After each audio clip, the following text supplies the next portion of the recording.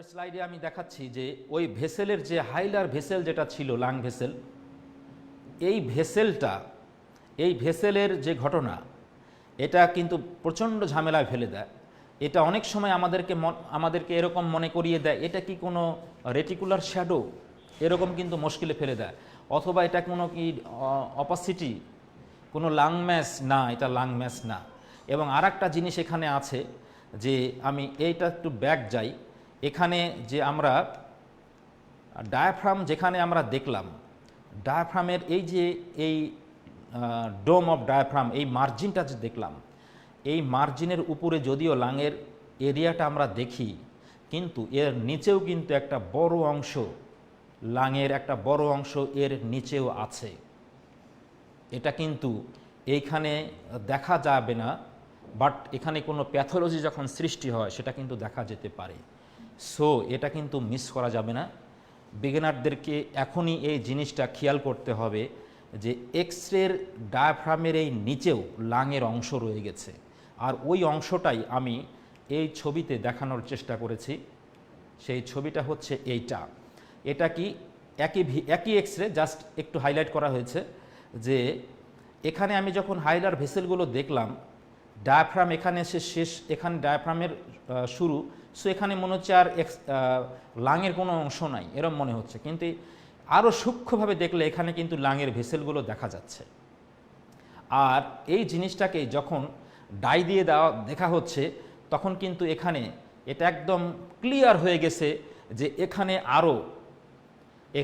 আরও অনেক অংশ, এই ডায়াফ্রামের নিচে লাংয়ের একটা বড় অংশ রয়ে গেছে। প্রায় এতটুকু জায়গা কিন্তু লাংয়ের জন্য বরাদ্দ। অর্থাৎ লিভার যেটা, এই লিভারের পিছনে কিন্তু লাং রয়ে গেছে। সো এটা কিন্তু খেয়াল রাখতে হবে যে এখানে শুধুমাত্র আমরা লিভারের কারণেই যে না, লাংয়ের কোনো প্যাথোলজিও এই জায়গাতে আমরা পেতে পারি। এটা যদিও আমার একটু মনে হয় এটা অ্যাডভান্স লার্নিং হয়ে গেল, তবে বিগিনারদের জন্য এটা শুরু তো করতে হবে। তো যাই হোক, এখন আমরা লাং ভেসেল আরও কিভাবে আমাদেরকে ঝামেলায় ফেলিয়ে দেয়। লাং ভেসেল আমাদেরকে আরও পাজল করে কিভাবে। এখানে হাইলার, আমি প্রথমে এটা একটু দেখাই আগে, তারপর এখানে যাচ্ছি। এখানে হাইলার এরিয়াতে কিছু ডট, এই যে নোডিউল দেখা যাচ্ছে। এরকম নোডিউল দেখলেই আমাদের মনে হয় এটা মনে হয় প্যাথোলজি। আসলে এটা প্যাথোলজি না, এটা লাং নডিউল মনে হলেও, এখানে লাং নডিউল মনে হলেও এটা অ্যাকচুয়ালি প্রত্যেকটাই হচ্ছে ভেসেল, লাং ভেসেল। এই লাং ভেসেলগুলো কেন এরকম নডিউলের মতো দেখায়, এটা একটু অ্যাডভান্স লার্নিং এক্সপ্লেনেশনটা, তবে আমি এটা বলে দিই। এটা যদি হয় লাং ভেসেল, আমাদের রেটা যদি একদম ডাইরেক্টলি এভাবে পড়ে, তাহলে এদের কাটার এই অংশটুকুকে, ঠিক এই অংশটুকুকে নডিউলের মতো দেখাবে, এবং এই ঘটনাটা এখানে ঘটেছে। আর রেটা যদি এভাবে পড়ে, তাহলে আমাদের এই ভেসেলগুলোকে তখন এই যে এই রকম দেখায়, এই যে এইখানে যেভাবে আমরা দেখছি, এই যে এরকম লিনিয়ার রেখা দেখছি, এই রেখা তখন আমরা আসলে দেখি।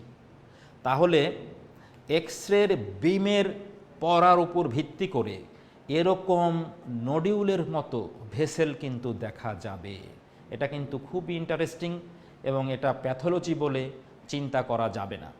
এখানে আরেকটা আমি জিনিস খুব সূক্ষ্মভাবে দেখলে, কাছে থেকে দেখলে যেটা দেখা যায়, সেটা হচ্ছে ব্রঙ্কাসগুলো যখন এইরকম, যেটা ভেসেলের মতো করে যদি ব্রঙ্কাসটা এরকমভাবে পড়ে, তখন কিন্তু ওই ব্রঙ্কাসের প্রান্তগুলোকে ছোট ছোট ক্যাভিটারি লেশনের মতো দেখায়। এটাও কিন্তু এখানে আমি যদিও এক্স-রে দেখা নাই, এক্স-রে সংখ্যা অনেক বেশি হয়ে যাবে, সেজন্য আমি দেখাই নাই। তবে এটা কিন্তু মাথায় রাখতে হবে যে হাইলার এরিয়াতে যদি এরকম, এখানে কিন্তু এই যে দেখা যাচ্ছে দুইটা, এখানে এবং এখানে দুইটা এরকম আছে, যে যদি এরকম ক্যাভিটারি ছোট ছোট কোনো লেশন দেখা যায়, ওটাকে প্যাথোলজি চিন্তা করা যাবে না।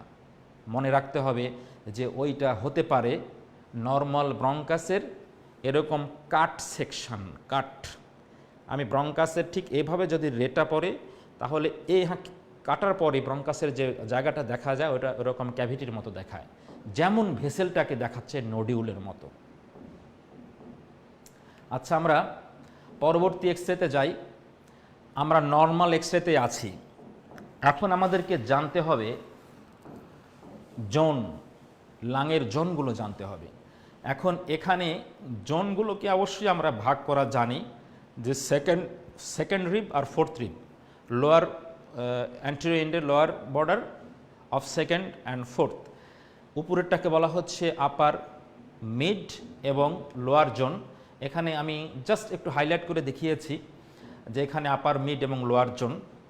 লোয়ার জোনের একটা স্পেশালিটি আমি এখানে উল্লেখ করে দিতে চাই, সেটা হচ্ছে লোয়ার জোন। এখানে আগের এক্সরেতে ফেরত যাই, এখানে এই এক্সরেতে এখানে ডায়াফ্রাম, এর নিচে কিন্তু আর মনে হচ্ছে না যে কোনো লাংয়ের অংশ আছে। তবে হ্যাঁ, এই এক্সরে থেকে এটা ক্লিয়ার হয়ে যাচ্ছি যে ডায়াফ্রামের এই নিচেও লাংয়ের একটা বড় অংশ কিন্তু এখানেও আছে এবং এখানেও আছে। এটা কিন্তু ভুলে গেলে চলবে না যে ডায়াফ্রামের নিচে অনেক দূর পর্যন্ত লোয়ার জোন বিস্তৃত। তাহলে 3টা জোন আমরা জেনে ফেললাম, 3 জোন। এখন ফিমেলদের এক্সরে আমি শুরুতে জাস্ট মেল ফিমেল এক্সরে চিনা শিখলাম। এখন একটুখানি অ্যাডভান্স আমরা শিখতে চাই, সেটা হচ্ছে একটা ফিমেল এক্সরে আমাদেরকে কি করে ঝামেলায় ফেলে দিতে পারে। সেটা হচ্ছে ফিমেলদের এই ব্রেস্ট শ্যাডোর কারণে। বেশ কয়েকটা আগে আমরা একটা নর্মাল ফিমেল এক্সরে দেখেছিলাম, সেই ব্রেস্ট, ওই এক্সরেটাই কিন্তু এই এক্সরে। এই ব্রেস্ট শ্যাডোর কারণে নিচের অর্থাৎ এই যে লোয়ার জোনে মনে হতে পারে কোনো প্যাথোলজি আছে, কারণ এখানে এটা একটু হোয়াইটিশ হয়ে গেছে। আর উপরের আপার জোনে এটা কিন্তু নর্মাল যেটা লাং সেটাই আমরা পাচ্ছি। এখানে এই জিনিসটা আলাদা করে মাথায় নিতে হবে যে ফিমেলদের ক্ষেত্রে লোয়ার জোনটা ডিউ টু ব্রেস্ট নর্মালি একটু হেজি হয়, এটাকে প্যাথোলজি চিন্তা করা যাবে না। আমি এটাকে গুরুত্বের সাথে নিতে বলবো, কারণ হয়তো আমার চেম্বারে একটা ফিমেল পেশেন্ট এসেছে, আমি হয়তো এক্সরে করতে দিয়েছি, এক্সরে দেখি যে এরকম, আমার মাথায় কিন্তু এসে যেতে পারে, এটা মনে হয় নিচের দিকে যেহেতু এরকম সাদা হয়ে গেছে, এটা মনে হয় কোনো প্যাথোলজি। আমি নিজেও টেনশানে, রোগীকেও টেনশানে ফেলে দিব। এই কাজটা করা যাবে না, এটা মাথায় রাখতে হবে যে এটা অবশ্যই নর্মালি ফিমেলদের ক্ষেত্রে হতে পারে। এখন এটা নর্মাল না অ্যাবনর্মাল, এই জিনিসটা আমরা কি কোনোভাবে একটুখানি বোঝার চেষ্টা করতে পারি? হ্যাঁ, একটা উপায় আছে, সেটা হচ্ছে কোনো প্যাথোলজি সাধারণত দুই পাশে সমান তালে হয় না। এটা এক পাশে কম আর এক পাশে হয় না, অথবা নর্মাল থাকে, অথবা দুই পাশে হলেও এক পাশে কম আর এক পাশে বেশি থাকে। যদি এই জিনিসটা নর্মাল হয় তাহলে এটা একটা ক্রাইটেরিয়া হবে যে দুই পাশে সিমিলার থাকবে। ফিমেলদের এরকম দুই পাশে ব্রেস্ট সিমিলার শ্যাডো থাকবে। যদি এটাকে প্যাথোলজি আমরা ভাবি তাহলে দেখব যে এটা অ্যাসিমেট্রিক্যাল কিনা। যদি এটা অ্যাসিমেট্রিক্যাল হয় তাহলে এটা অ্যাবনর্মালিটি একটা হতে পারে, এটা কিন্তু মাথায় রাখবো। এটা খুবই ইন্টারেস্টিং একটা পয়েন্ট। এই পয়েন্টটা আমরা ব্যবহার করি, এটা নর্মাল ডিউ টু ফিমেল নাকি এটা অ্যাবনর্মাল, এটা কিন্তু একটুখানি জানার চেষ্টা করতে পারি। এটা মনে হচ্ছে একটু অ্যাডভান্স লার্নিং না, এটা আসলে বেসিক লার্নিং। আচ্ছা, এখন আমরা পরের এক্সরেতে যাই। আমরা নর্মাল এক্সরের বিষয়গুলো শিখছিলাম, এটা সেই প্রথম এক্সরেটাতে আমরা আছি, এটা সেই প্রথম এক্সরে নিয়েই আমি আলাপ করছি। এটা একটা মেল এক্সরে।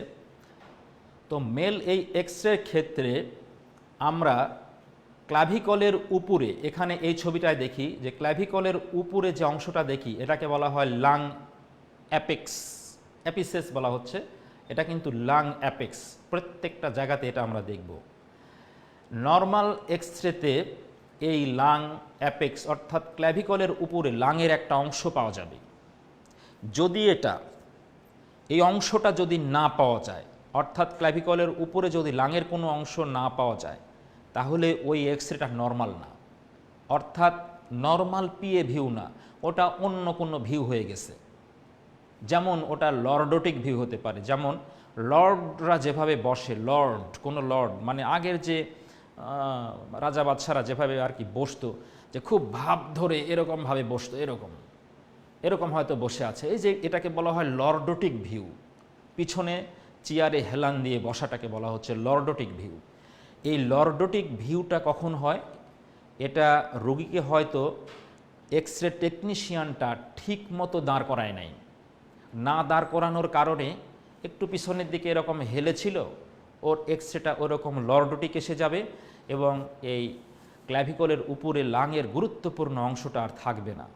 যদি এটা না থাকে তাহলে এটা আর পিএ ভিউ হিসাবে থাকবে না এবং অনেকগুলো ফাইন্ডিং মিস হয়ে যাবে। সো যদি এই শ্যাডো না থাকে, ওই এক্সরেটা আবার রিপিট করতে হবে। কেন রিপিট করতে হবে? কারণ উপরে যদি কোনো প্যাথোলজি থাকে সেটা তো দেখা যাচ্ছে না, সো তখন এক্সরেটা আমরা রিপিট করব। সো এই ক্ল্যাভিকল এবং লাংয়ের এই অ্যাপেক্সের ব্যবহার আমরা শিখলাম। এখন নিচের দিকে আসি, যে আরেকটা বোনস আমরা দেখছি এখানে, যে এই যে রিবস, এই রিবসটা এখানে একটু হাইলাইট করেছি। আসলে এই এক্সরেটাই এই এক্সরে। এই রিবটাকে আমরা নর্মাল এক্সরের ক্ষেত্রে এরকম রাউন্ডেড পাবো, রাউন্ডেড সি শেপ, এটাকে বলা হচ্ছে সি শেপ। আর যদি লর্ডোটিক ভিউটা হয়, মানে অ্যাবনর্মাল যে ভিউটা আসে, ওই ভিউটার ক্ষেত্রে এই রিবের শ্যাডোটা রাউন্ডেড না হয়ে এখানে একটা অ্যাকিউট অ্যাঙ্গেল সৃষ্টি করবে। এটা মনে হয় একটু অ্যাডভান্স লার্নিং হচ্ছে, তবে হ্যাঁ, যেহেতু বেসিক আলোচনার এক্সরের বেসিক আলোচনা চলছে, তা আমি একটু অ্যাডভান্স হলেও এই কথাগুলো একটু বলে দেওয়ার চেষ্টা করলাম। ভবিষ্যতে পড়ার সময় আজকে যারা বিগিনার তারা কালকে অ্যাডভান্স হয়ে যাবে, আশা করি তাদের জন্য একটু সুবিধা হবে। সো এখানে আমরা normal chest X-ray PA view শেখার চেষ্টা করছিলাম। আচ্ছা, নেক্সট আমরা চলে যাই এক্সরে।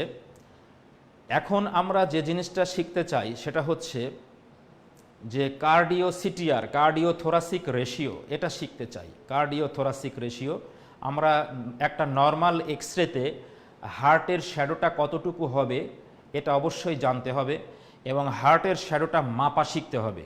কিভাবে মাপে এই ছবিতে আমি এটা দেখিয়ে দিয়েছি। আর কার্ডিও এই থোরাসিক ওয়াইডটাও কি করে মাপে সেটাও দেখানো আছে রেখা টানার মাধ্যমে, এবং এই রেশিওটা কতটুকু হবে এটা 44% এখানে আমি দেখাচ্ছি। অর্থাৎ হার্টের শ্যাডোটা হবে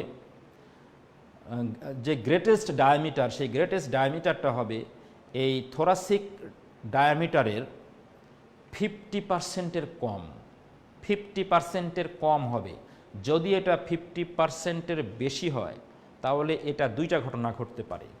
একটা হচ্ছে এই ভিউটা নর্মাল না, অ্যাবনর্মাল ভিউ, অথবা নর্মাল ভিউ কিন্তু এক্সপাইরেটরি ফিল্ম, অথবা হয়তো এটা কার্ডিওমেগালি।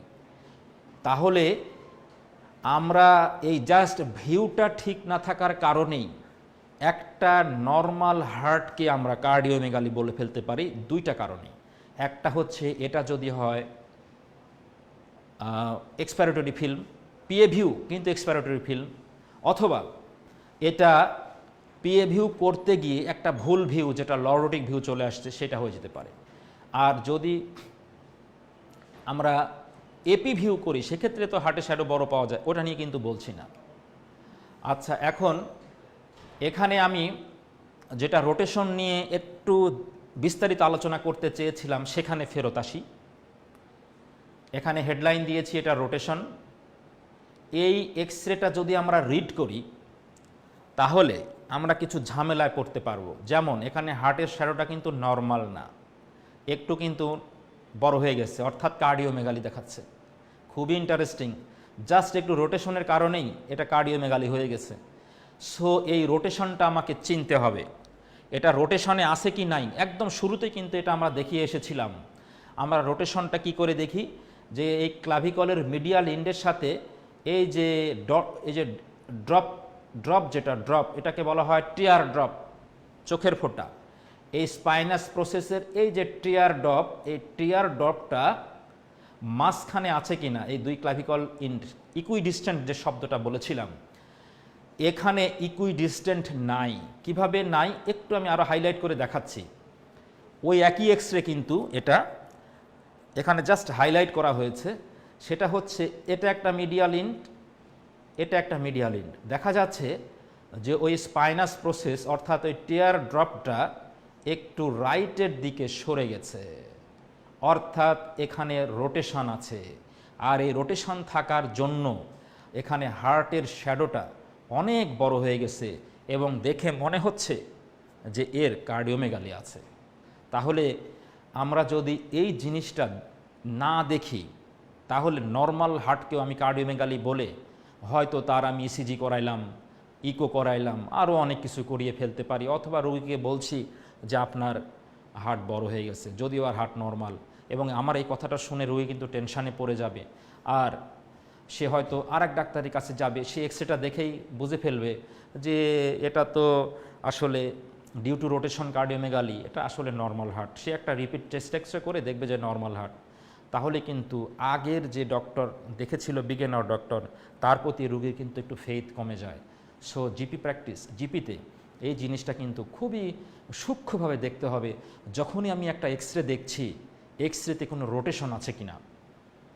আর রোটেশন চিনার এর থেকে সিম্পল উপায় আর নাই, একদমই সিম্পল উপায় এটা রোটেশন চিনার।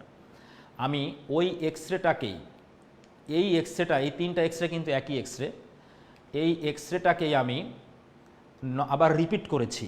রিপিট এক্সরেতে সুন্দর করে যখন করা হলো, তখন এখানে টিয়ার ড্রপটা একদম মাঝখানে, আর এখানে আর কার্ডিওমেগালি আর নাই, অর্থাৎ এখানে হার্টটা তখন স্বাভাবিক হয়ে গেছে, অর্থাৎ এই যে কার্ডিওথোরাসিক রেশিও 50% অর লেসে চলে আসছে।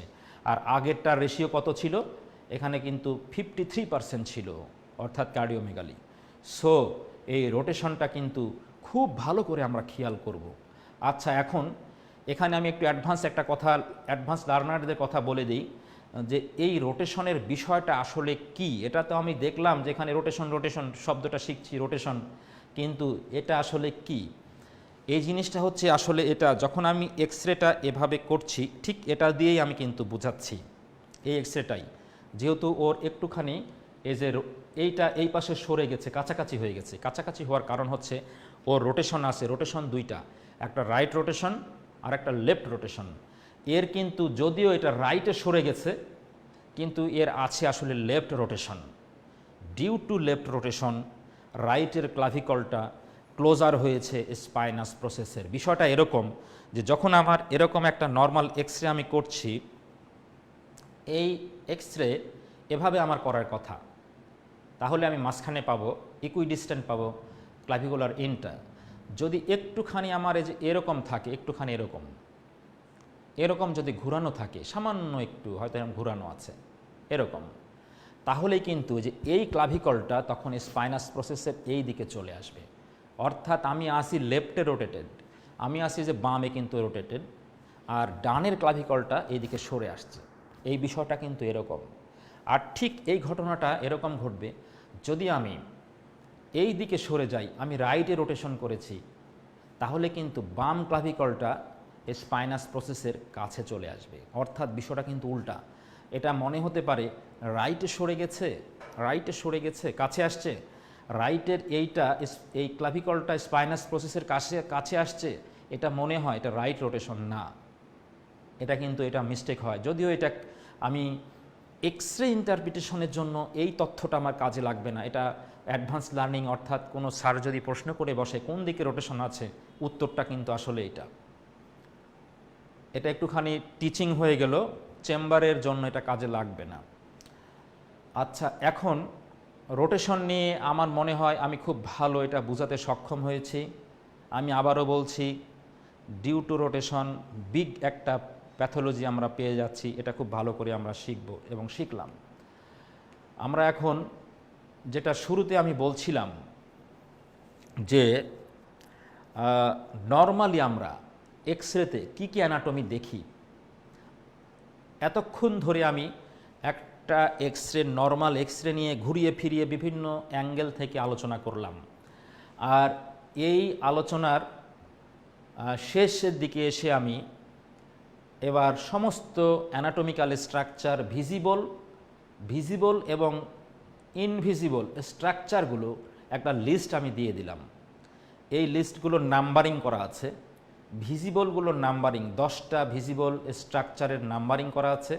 এটা আমরা বারবার দেখব, দেখে এটা আমরা ঠিক করে নেওয়ার চেষ্টা করব, যদিও একটা করে সবগুলোই আমরা জানি। তবে এখানে আমি একটা জিনিস, নর্মাল চেস্ট এক্স-রে পিএ ভিউর একটা জিনিস আমি বলে এটা শেষ করব। সেটা হচ্ছে যে এখানে আমরা যে এই যে 8 নাম্বার স্ট্রাকচার স্ক্যাপুলা দেখছি, এই স্ক্যাপুলায় যে 8 যে স্ক্যাপুলা এপারে এবং এপারে আছে, এই স্ক্যাপুলার যে মিডিয়াল ইন্ড, এই মিডিয়াল ইন্ড কিন্তু খুবই গুরুত্বপূর্ণ নর্মাল চেস্ট এক্স-রে পিএ ভিউর ক্ষেত্রে। এই মিডিয়াল ইন্ডটা কোথায় থাকবে, ক্লাভিকলের মিডিয়াল ইন্ডটা কোথায় থাকবে? এটা থাকবে হচ্ছে লাং ফিল্ডের বাহিরে। এটা থাকবে হচ্ছে লাং ফিল্ডের বাহিরে। যদি এটা বাহিরে না থাকে, অর্থাৎ এখানে কিন্তু এইটা হচ্ছে মিডিয়াল ইন্ড, এই বরাবর কিন্তু এই স্ক্যাপুলার মিডিয়াল ইন্ডটা রয়ে গেছে। অনেক এক্স-রেতেই, বিশেষ করে যে টেকনিশিয়ানগুলো দক্ষ না, তাদের ক্ষেত্রে এই স্ক্যাপুলার মিডিয়াল ইন্ডটা প্রায় লাং ফিল্ডের একদম মাঝামাঝি থাকে এবং তারা অদক্ষতার কারণে এটা কিন্তু হয়। তারা হয়তো এক্স-রেটা এইভাবে করেছে। এভাবে যদি এক্স-রেটা করে তাহলে স্ক্যাপুলা কিন্তু লাং ফিল্ডের বড় অংশ দখল করে সাদা দেখাবে। আর এটা কিন্তু একটা চমৎকার এক্স-রে, যেখানে এই স্ক্যাপুলার কোনো অংশই এই লাং ফিল্ডের মধ্যে নাই। তাহলে কি করে এই এক্স-রের ওই স্ক্যাপুলাকে বাহিরে নিয়েছে? এটা এইভাবে নিয়েছে, যখন আমরা যে হাতটাকে এরকম ডোম শেপ করব, এরকম ডোম শেপ, তখন অটোমেটিক্যালি স্ক্যাপুলাটা দূরে কিন্তু এরকম সরে গেছে। আর এই দূরে সরানোর জন্যই হাতটাকে এভাবে নেওয়া হয়। আর একটা হচ্ছে ডিপ ইন্সপিরেশন যখন করা হয়, তখন লাং নিজেও একটু এক্সপান্ড করে এবং স্ক্যাপুলাকে একটু বাইরের দিকে ঠিক রাখছে সরিয়ে। সো এই জিনিসটা একটা নর্মাল গুড কোয়ালিটির চেস্ট এক্স-রে পিএ ভিউ হতে গেলে এটা কিন্তু আমরা খেয়াল রাখবো। আমি যেখানে চেম্বার করছি সেখানে ওই টেকনিশিয়ান হয়তো এতটা দক্ষ নাও হতে পারে। যদি এই চেস্ট এক্স-রে বুঝতে আমার প্রবলেম হয়, যেখানে স্ক্যাপুলার এই ঝামেলার জন্য আমি বুঝতে পারছি না, আমি নিজে থেকে টেকনিশিয়ানকে এটা কিন্তু শিখিয়ে দিব যে আপনার এক্স-রেটা একটু এভাবে করলে ভালো হবে। অবশ্যই খুব সুন্দর করে ভদ্রভাবে তাকে শিখাতে হবে। আমি অন্যান্যগুলো নিয়ে আর কথা বলছি না। তবে এখানে ডায়াফ্রামের, আমি ওখানে শ্যাডোটা দেখিয়েছিলাম, এখানে কিন্তু ডায়াফ্রাম একটু ডোম শেপ থাকে। এই ডোম শেপটা আমরা মনে রাখবো, ডোম শেপ, এই ডোম শেপ মনে রাখবো। আর ডোম শেপের জন্যই কিন্তু এই অ্যাঙ্গেলগুলো অ্যাকিউট হয়। আর কিছু ইনভিজিবল স্ট্রাকচার আছে। কি কি ইনভিজিবল স্ট্রাকচার আছে? 6টা স্ট্রাকচার ইনভিজিবল, যেটা এখানে অবস্কিউড বা ইনভিজিবল। এখানে খুব সূক্ষ্মভাবে দেখলে এখানে কিছু কিছু ক্ষেত্রে এটা পাওয়া যায়, তবে আরও অনেক চোখ পাকাতে হবে, বিগিনারদের জন্য এটা না।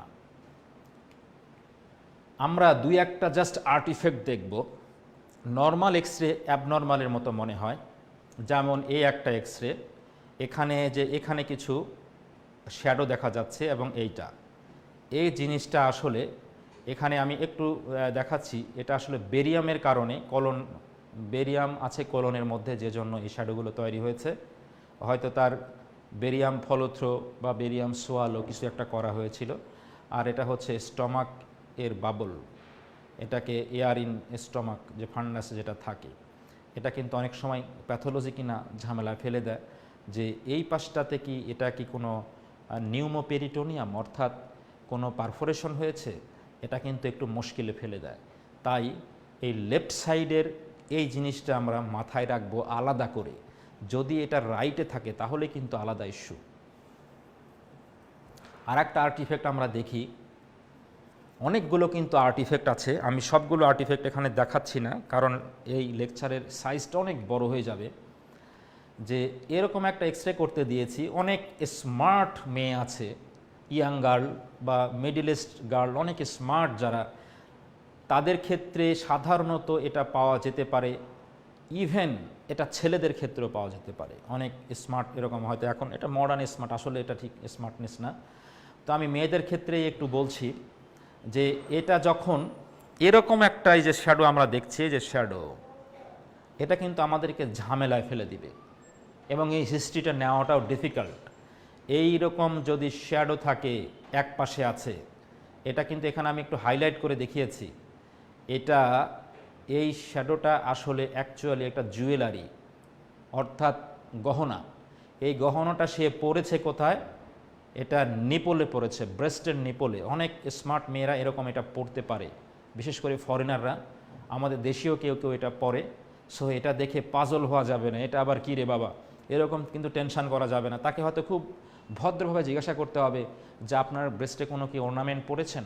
সে বলে দিবি ইয়েস আমার এরকম একটা অর্নামেন্ট আছে, তাহলে কিন্তু এটা হয়ে গেল যে হ্যাঁ এটা একটা অর্নামেন্ট। ঠিক আছে।